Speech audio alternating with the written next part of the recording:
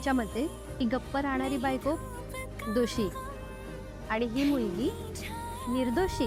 ठीक आहे, मग आता समजा ही मी आहे आणि ही तुमची ती.